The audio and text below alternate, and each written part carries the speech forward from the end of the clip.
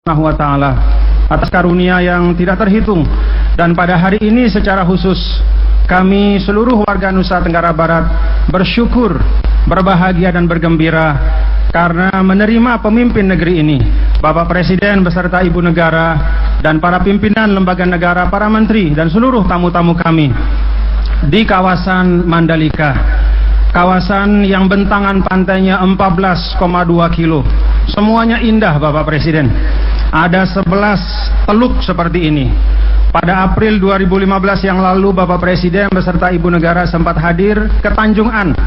Ini adalah Pantai Kuta, dan setelah ini ada Gerupuk, ada Maun, ada Telong-Elong, dan ada 11 Bapak Presiden dan Ibu Negara. Semuanya indah, dan insya Allah kehadiran Bapak pada saat ini dan seluruh tamu kami yang kami muliakan merupakan penanda bahwa pada 5 dan maksimal 10 tahun yang akan datang, sesuai perencanaan dari PT ITDC, insya Allah di daerah ini akan ada sekitar 8 sampai 10 ribu kamar hotel yang akan mengakomodir pariwisata Nusantara yang akan maju terus ke depan insya Allah. Bapak Ibu hadirin dan hadirat sekalian yang berbahagia, perkenankan atas nama seluruh masyarakat Nusa Tenggara Barat, saya Muhammad Zainul Majdi, Gubernur Nusa Tenggara Barat, menyampaikan ucapan selamat datang khususnya kepada Bapak Presiden dan Ibu Negara. Harapan kami tentu selama keberadaan Bapak Ibu di tempat kami di Nusa Tenggara Barat ini akan mendapat hal-hal yang baik, membawa berkah dan kebaikan. Bapak Ibu hadirin dan hadirat sekalian, Bapak Presiden yang saya hormati, perkenankan pada kesempatan ini saya menyampaikan sedikit laporan tentang Nusa Tenggara Barat. Bapak Presiden, pada tahun 2015 Nusa Tenggara Barat tumbuh dengan baik. Perekonomian Nusa Tenggara Barat dengan izin Allah dan dengan ikhtiar dari seluruh masyarakat Nusa Tenggara Barat dan juga dengan kepemimpinan Bapak Presiden, alhamdulillah tumbuh 21%. Pertumbuhan yang tertinggi dibanding seluruh provinsi di Republik Indonesia. Alhamdulillah wa syukrulillah. Yang patut disyukuri adalah bahwa seiring dengan pertumbuhan ekonomi yang tinggi itu, pada saat yang sama tingkat kemiskinan di Provinsi Nusa Tenggara Barat dalam 1 tahun terakhir Bapak Presiden menurun 0,56%. Yang juga patut disyukuri bahwa tingkat kedalaman kemiskinan juga menurun Bapak Presiden. Tingkat keparahan kemiskinan juga menurun. Dan yang paling kami syukuri adalah pada saat yang sama Gini rasio atau tingkat ketimpangan di Provinsi Nusa Tenggara Barat dari Maret 2015 ke September 2015 turun dari 0,37 menjadi 0,29. Itu adalah Gini rasio yang terendah di Indonesia, alhamdulillah. Dengan demikian kami berbesar hati dan optimis insya Allah Bapak Presiden dengan kebijakan-kebijakan Bapak yang tegas untuk terus-menerus memenuhkan kebutuhan-kebutuhan infrastruktur di seluruh penjuru Indonesia termasuk di NTB. Dan yang menjadi harapan dan hajat kami di Nusa Tenggara Barat salah satunya adalah dibangunnya kawasan Mandalika di mana kita sekarang berada. Demikian pula pengembangan Global Hub di kawasan Lombok Utara dan pengembangan Samota di Pulau Sumbawa. Insya Allah apabila seluruh daerah-daerah yang potensial ini dikembangkan dengan baik, maka pertumbuhan ekonomi NTB akan semakin meningkat pada masa yang akan datang.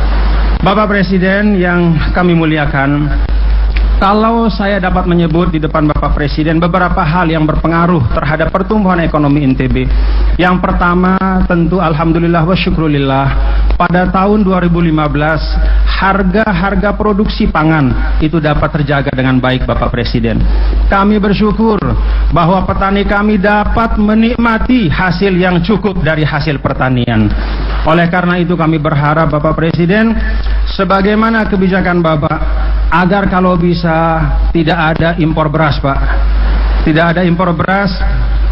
NTB menghasilkan sekitar 1,3 juta ton beras, dan 700.000 dikonsumsi di dalam daerah, 600.000 menjadi movement nasional diserap oleh Bulog dan juga perdagangan antar pulau.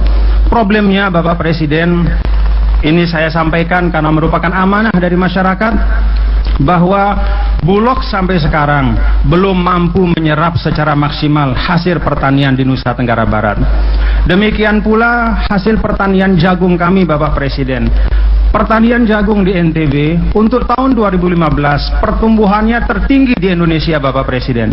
Dari 760.000 menjadi 1.010.000 ton. Ada kenaikan sekitar 26%. Alhamdulillah, dari produksi itu sekitar 150.000 dapat kami ekspor langsung melalui pelabuhan yang ada di Pulau Sumbawa.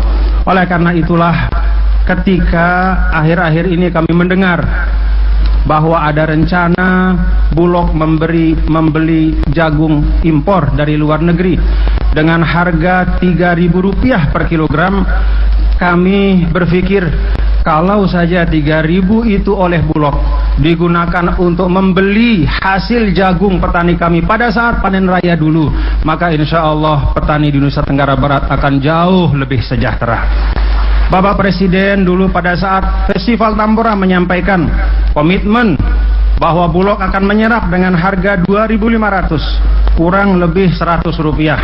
Saya sampaikan di sini di depan Bapak Presiden bahwa apa yang merupakan instruksi Bapak Presiden itu sayangnya belum dapat dilaksanakan oleh Bulog di Nusa Tenggara Barat. Ini terpaksa saya sampaikan Bapak Presiden karena memang masyarakat kami banyak mengeluhkan. Kalau bahasa lugasnya banyak menjerit Bapak Presiden. Pada saat panen raya harga jatuh, bahkan pernah sampai 1.600 Bapak Presiden. Tiba-tiba sekarang mau mengimpor dengan harga 3.000. Kalau saja 3.000 itu sekali lagi untuk petani kita di dalam negeri, insya Allah semuanya akan sejahtera.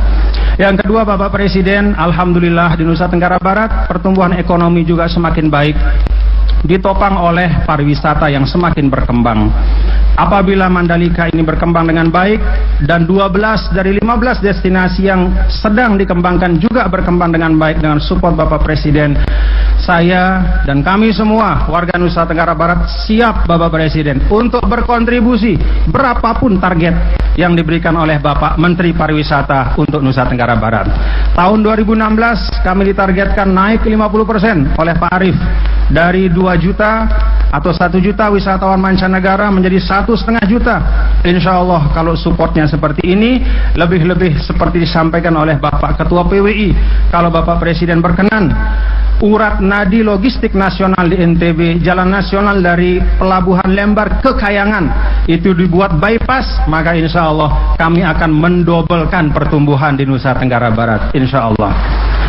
Bapak Presiden, selain pariwisata dan komoditas yang bagus harganya, alhamdulillah pertumbuhan ekonomi NTB juga ditopang dengan UMKM yang terus berkembang Bapak Presiden. Alhamdulillah, sebagai ilustrasi Bapak Presiden, KUR yang ditargetkan untuk NTB 1 triliun untuk 2016 ini Bapak Presiden, baru 1 bulan Januari tingkat penyerapannya sudah 20%. Kalau itu tetap berjalan seperti bulan Januari, maka bulan kelima target itu sudah tercapai. Kami mohon bisa ditambah targetnya Bapak Presiden. Wirausahawan anak-anak muda NTB sedang giat-giatnya berusaha, dan pariwisata membuka lapangan kerja yang luar biasa untuk masyarakat kami.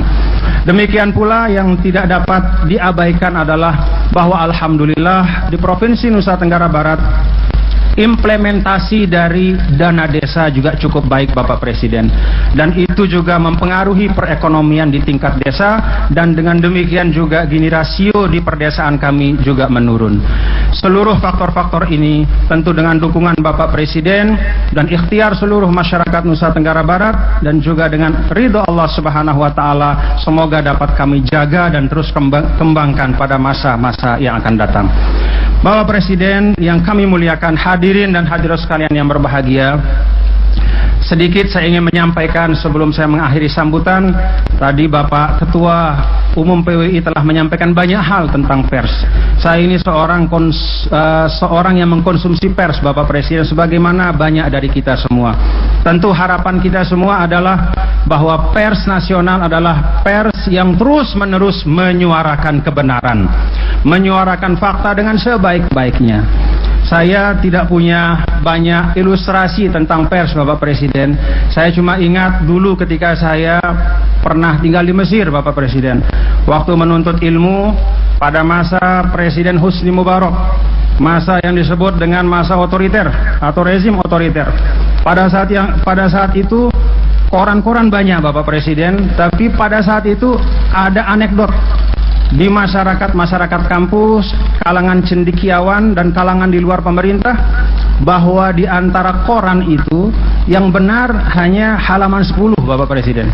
Kalau kata orang Mesir, kita lagi baca koran, udah jangan repot-repot baca koran, ilisoh hasofatul asyirah, udah jangan habisin waktu banyak baca koran, yang benar cuma halaman 10. Halaman 10 itu akhbarul wafayat, Pak, berita duka cita. Hanya itu saja yang benar zaman Mubarak, Pak. Begitu Mubarak jatuh di Mesir, awal 2011 meledak pers, Pak. Jadi TV dibangun, kemudian koran, media, majalah banyak sekali. Anekdotnya berubah, Bapak Presiden. Jadi kalau sebelumnya kita di masyarakat kampus sering ditepuk bahu, udah halaman 10 saja. Setelah reformasi di Mesir itu atau jatuhnya Mubarak, justru kata orang Mesir, mafis ilisoh walasofatil asyirah. Sekarang halaman 10 juga sudah nggak bisa dipercaya, udah nggak ada yang benar katanya, Pak. Nah, itu mungkin gambaran, Bapak Presiden, ya, bahwa mungkin karena di Mesir itu, ini kasus di Mesir ya, semua partai politik itu punya koran, Pak Presiden. Semua partai politik juga punya TV.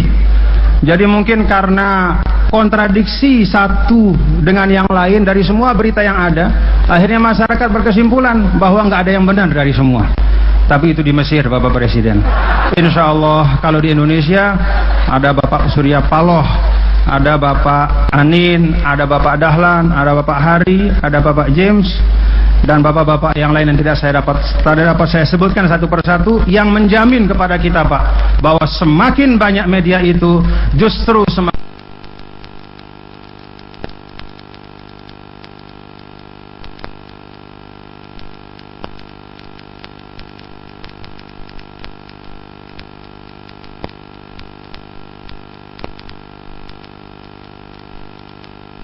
kita untuk membangun jalan, Pak, bypass dari Pelabuhan Lembar ke Pelabuhan Kayangan yang merupakan salah satu urat nadi sistem logistik nasional kita.